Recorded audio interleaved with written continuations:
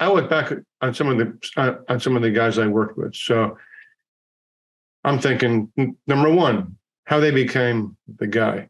You've got to be a serious red teamer. In other words, in the corporate world, you got to be the guy in the meeting that raises his hand when everyone else is involved in groupthink. Everyone else is saying the same thing. Yes, boss. Yes, boss. Great idea. Great idea. Mm-hmm. You got to be the guy or the gal in that room that raises their hand and says, excuse me, but has anyone thought about this? Has anyone thought about that? That is extremely valuable.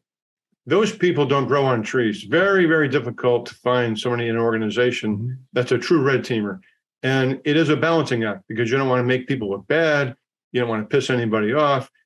There's a certain nuance to it. You have to be assertive but not aggressive. Mm-hmm. And you have to have the answers too. You have to have alternative solutions. Number one is red teaming. The other thing you got to be able to do is, and I go back to special forces again, these guys stay alive not only because they're the guy, but because they're able to improvise. You've got to think creatively, out of the box. You've got to be able to make good decisions. How do you do that? You've got to be able to critically think. How do you develop the skill of critical thinking?